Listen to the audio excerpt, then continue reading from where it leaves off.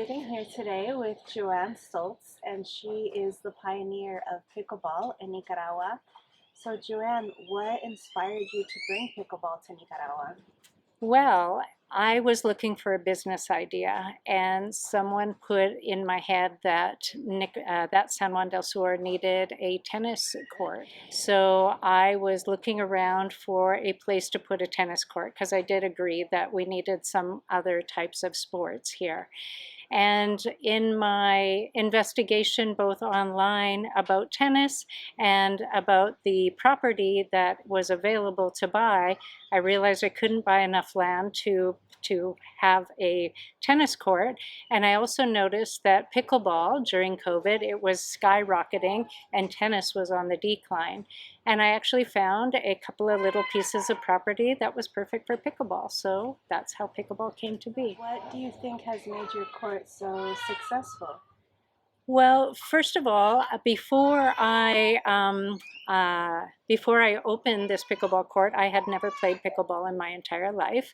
I had played a minimal amount of tennis, so I learned really fast using YouTube tutorials, and I taught basically everybody in town that wanted to learn. I gave free clinics, and it became a huge success. And I think that has maintained. We're in our fourth year now, and it has maintained that all the way through. That people come here to learn. It's a safe place to learn, and they don't feel judged, and they feel comfortable. It's a place where you can make mistakes and not feel bad about it. And I feel like people come here, they learn, and they get better to the point where they become very competitive players. And so, you're going to start doing destination retreats revolved around pickleball in Nicaragua, retreats that are kind of catered to somebody who wants a lot of adventure. They like movement, they're sporty, they're outdoorsy. So tell us a little bit more about that. Nicaragua has so much to offer as far as nature. We have 22 beaches in the immediate area. We have hills and mountains and volcanoes. So people come here and they want to learn about that, and they want to see a lot of that natural stuff. And it only makes sense to put people that are seeking these types of things into a situation where they can come here and they can have adventure, but they can also spend a lot of energy on the court, maybe working on their game, getting better at certain aspects of the game. How big are your groups that will come to these retreats? Okay. I kind of like the idea of keeping things small and intimate. Speaking of community, what would you say about your pickleball community here in Nicaragua? The pickleball community has grown so much in the last 4 years. There's not just my place, but there are at least 3 other locations in the area. There's groups of people that are playing pickleball all the time, and we have different seasons here. So we have a season in June, July, August where a lot of surfers come to town, and a lot of surfers, they like to play pickleball when the waves aren't the best for them to surf.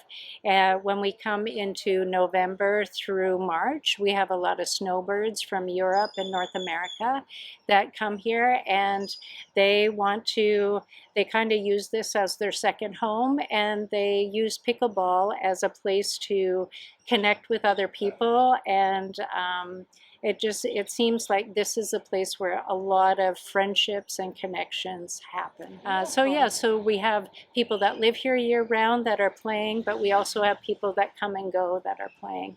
What about local people? What about Nicaraguans? Are they enjoying the sport? Yeah, so the Nicaraguan people are coming to the sport, and that's happened a little bit slower, but it is happening. And we also have free clinics every weekend for an hour and a half, and the neighborhood children come and play, and they really enjoy it, and they're getting really good. I'm very excited to see where they're going to be. Most of them are around 9, 10, 11 years old, and I'm very excited to see if they will take this anywhere when they're 14, 15, 16. Yeah, so I've had the privilege to come and watch them play, and some of them are just all over the court, such high energy. They play like little pros. It's amazing to watch. There's a risk of them taking it too seriously. I want them always to find joy in pickleball, so I always try to find that balance with them, that they always want to come back because it's fun, Yeah, that it's not just about winning, although, you know, that's important for some people, but it's also about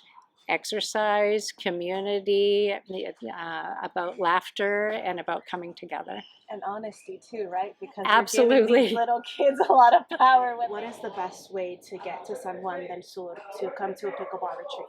So there are two options. So, like, People can fly into Managua. It's MGA as an airport code, and there are direct flights that come from the U.S.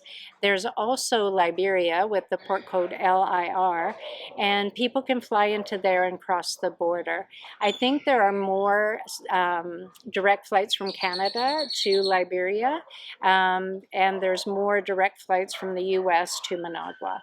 And either way, so you fly into one of those, you get on a shuttle, and the shuttles cost about the same, and it takes about the same amount of time to come from each one. the transportation for the retreats to and from the airports, is that included, or is that something that travelers need to try to find on their own?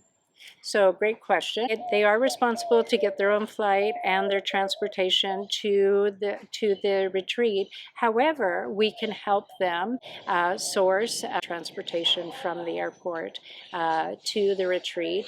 However, financially, they are responsible for that bit of travel. After that, all in-country transportation is taken care of by the retreat. Today, give me some of the things that you all will be doing. The retreat has many things. There's many activities going on. The goal is to have people have as much to do as they want to do. And if they want to just sit by the pool, they can just sit by the pool. But we will wake up in the morning. On some days, we will hike up to the Jesus statue, and even if it's not open at that time, we will watch the sunrise together. We'll come back to the villa. We'll have a nutritious breakfast with ingredients that's sourced locally. After that, we'll go and play some pickleball. And some people might want some one-on-one coaching, and that's available too. We have a local coach that's willing to work with people at an additional cost. If somebody wants to have their game assessed as far as a duper rating, we can arrange that as well. So after the court time, then we will go back to the villa, again, have a beautiful lunch together, maybe relax a little bit by the pool. One day we're going to go ziplining together at a place that is not far from the retreat, and it's a place that has a lot of wildlife, so there is a chance we might see some sloths and some howler monkeys too along the way. Again, in the evening, we'll get together for a meal. Some days we will have a dinner at the villa, and some days we will go to a restaurant that's overlooking the ocean. On the very last day of the retreat, half of the day will be spent on a beautiful catamaran, and this catamaran will sail to a white sand beach, which is actually called Playa Blanca, or White Beach, where people can snorkel, they can swim, they can float in the water, and just relax for an entire half day on the ocean. This sounds amazing. So they don't have to think about transportation, about food, about the activities, and they get to do this with like-minded people that also enjoy travel and fun activities. Yeah, and work on their pickleball game at the same time.